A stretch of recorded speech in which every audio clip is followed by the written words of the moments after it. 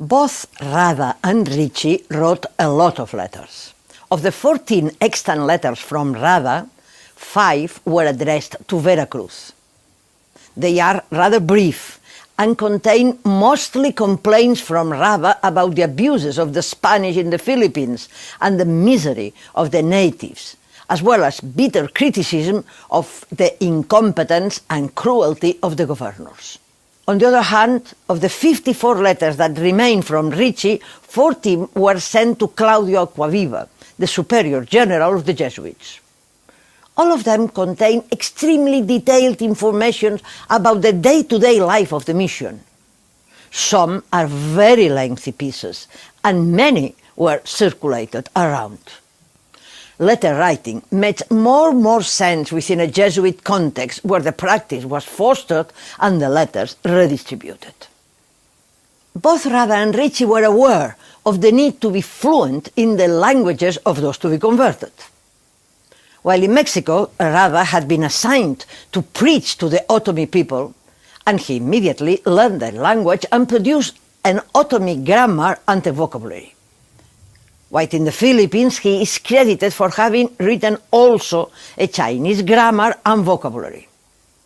This focus on language was not a Jesuit innovation.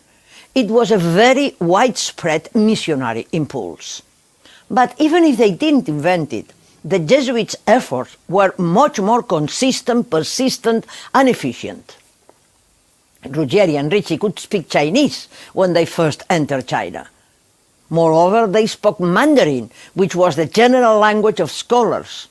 And Ricci started learning classical Chinese from the very beginning. Jesuits in China will always excel in their linguistic capacities. Both Rada and Ricci brought European books to China.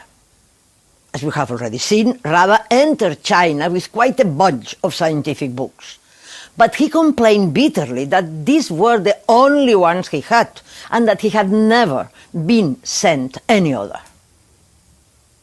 Ricci, on the other hand, entered China with only 2 scientific books, one being Euclid's Elements translated into Latin by Clavius, and the other Piccolomini's book about the sphere. He also complained that he had no books available and that he had to rely exclusively on his memory. After a while, however, books and objects were often sent to him. Both Rada and Ricci brought the basic religious books and breviaries, and both also had with them some book by Fray Luis de Granada, the most popular of 16th century religious authors. Valignano even ordered it to be partly translated to Japanese. Both Rada and Ricci bought books in China. Both of them secured a copy of the Guangyu, the geographical compendium from which they extracted general and provincial statistics. Both bought Chinese pharmacopoeias, and both found them similar to the classical Dioscorides book on materia medica that had widely circulated in Europe and the Arab world since ancient times. In fact, both the Jesuits in China and the Dominicans in the Philippines, Parian, will make ample use of these Chinese pharmacopoeias in their dispensaries and hospitals. In his memories, Ricci will praise the Chinese for the richness of their medicinal herbs. Among the great variety of books that Rada bought, the Chinese classics are not mentioned.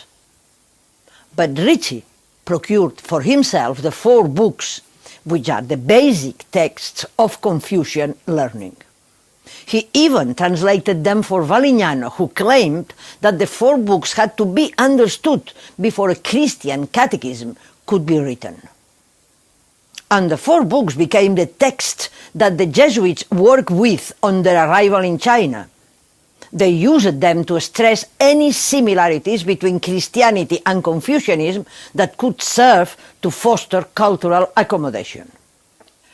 When we come to what Rada and Ricci published, the difference between them is huge. Ricci published more than 20 books in Chinese. Among them were religious, moral, and philosophical treatises, astronomical and mathematical works, books on music, on various aspects of Western classics, and also about mnemonic methods in which Ricci excelled. He had a prodigious memory, and he retained word for word many of the classical books that he had learned in the Roman college during his formative years. This was the case, for instance, of the Greek Stoic philosopher Epictetus, whose work Enchiridion Ricci knew by heart.